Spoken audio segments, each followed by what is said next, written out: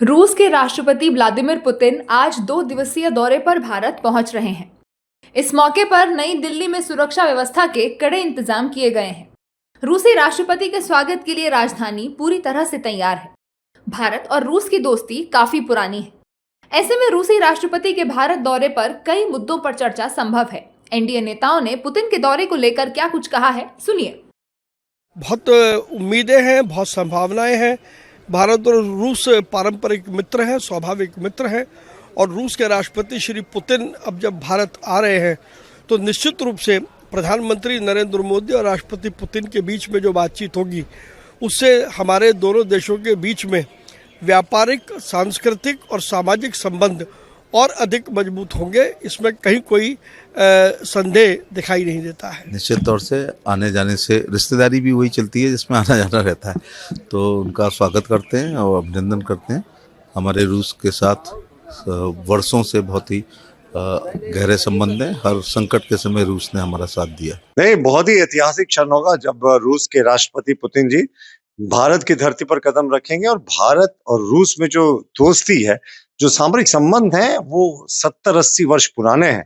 सबसे tried and tested friend अगर भारत का कोई है देश पूरे विश्व में तो वो रूस है। रूस ने जब जब आवश्यकता पड़ी है तो भारत के हितों में वीटो का भी प्रयोग किया यूएनओ में।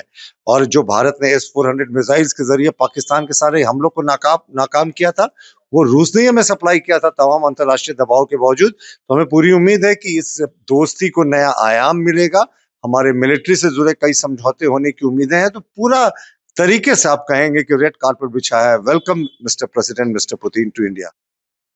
यूक्रेन के साथ युद्ध शुरू होने के बाद से रूसी राष्ट्रपति का ये पहला भारत दौरा है। ऐसे में इसे कई मायनों में खास माना जा रहा है। प्रधानमंत्री नरेंद्र मोदी और राष्ट्रपति पुतिन के बीच रक्षा सहयोग पर चर्चा संभव है। इसके अलावा सुरक्षा, व्यापार, तेल और परमाणु ऊर्जा जैसे क्षेत्रों में भी दोनों नेताओं के बीच बातचीत हो सकती है। वहीं पुतिन के दौरे को लेकर विपक्षी दलों के नेताओं ने कहा है कि ये बहुत सही है। इससे भारत और रूस के रिश्ते और भी ज्यादा मजबूत होंगे। चीन का विजिट बहुत इम्पोर्टेंट है और देश में 23rd समिट होने वाला है और ये आजकल नहीं हुआ है। इसके लिए भी श्रेय मोदी जी लेना नहीं चाहिए। ये 25, 20, 30, 40 साल से होने वाला रिलेशनशिप है रशिया और इंडिया का। और इंडिया रशिया रिलेशनशिप लोगों का बीच का रिलेशनशिप है, स्ट्रॉन्ग ट्रस्टेड रिलेशनशिप है। इसका ज़्यादा ध्यान नहीं दिया मोदी सरकार ने, अभी दे रहे हैं। इसके लिए हमारा धन्यवाद है और इंडो रशियन रिलेशनशिप स्ट्रांग होना चाहिए। मैं समझता हूं कि बहुत उत्साह से इस विजिट को देखा जा रहा है। इसके आउटकम्स क्या होते हैं उसकी हमें प्रतीक्षा करनी चाहिए। लेकिन एक सबसे बड़ा ऐतिहासिक संदर्भ है और वो ये है कि अगर दुनिया वैश्विक पटल पर देखें तो भारत का अगर कुछ देशों के साथ हर उतार चढ़ाव के बाद एक बहुत ही प्रगाढ़ रिश्ता रहा है तो वो सोवियत यूनियन के टाइम से रूस के साथ रहा है। बता दें कि दोनों नेताओं की मुलाकात के दौरान भारत का फोकस भारतीय वस्तुओं का रूस में निर्यात बढ़ाने के साथ ही फूड, समुद्री उत्पाद, दवा और डिजिटल सेवाओं पर भी रहेगा। इसके अलावा मोबिलिटी समझौते के साथ साथ ऊर्जा, जलवायु परिवर्तन, आपदा प्रबंधन और शिक्षा से जुड़े क्षेत्रों पर नए समझौते या फिर पुराने एग्रीमेंट्स को अपडेट करना शामिल हो सकता है। पुतिन के दौरे को लेकर डिप्लोमैट्स का क्या कुछ कहना है, सुनिए। लैटिन अमेरिका और एशिया में कोई इंटरेस्ट नहीं है। यूरोप में बहुत इंटरेस्ट है। आपको पता है कि कुछ ही दिन हुए हैं 3 उनके राजदूत ब्रिटेन, फ्रांस और जर्मनी बेवकूफ लोग हैं जो भारत में उन्होंने एक आर्टिकल लिख दिया था, पुतिन चोर है, बदमाश है, डाकू है, क्यों आ रहा है भारत, उसको क्यों रिसीव कर रहा है। और आप कौन होते हो?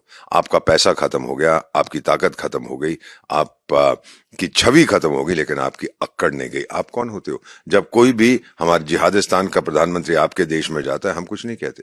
ये हमारा इंटरनल मैटर है, आप उसमें दखल देने की कोशिश ना करो। तो यूरोप की नज़र है, अमेरिका की नज़र है, बाकी मेरा ख्याल जापान, ऑस्ट्रेलिया, जो लोग भारत की दोस्ती चाहते हैं वो देख रहे हैं। और जो लोग पुतिन साहब को, रूस को कमज़ोर करना चाहते हैं वो देख रहे हैं कि कमज़ोर नहीं, वो तो और शक्तिशाली बन रहे हैं। Well, it is no secret that Russia and India have been having very good relations for many years. And I think it's positive for India, but it's something that I cannot comment much more. It's a relationship between you and a third country. I hope it's good for India, of course. I think it's an extremely important visit, perhaps one of the most important visits that has been taking place to India in a very long time. And I think that it's a combination of many factors. I think, yes, there is a very fragile geopolitical situation globally. There are the two wars going on, of course, Ukraine-Russia conflict, and then Gaza-Israel has hardly finished. It is still simmering and really not really come to an end. In addition to that, India has been facing, as you know, a lot of pressure from America because of the high tariffs.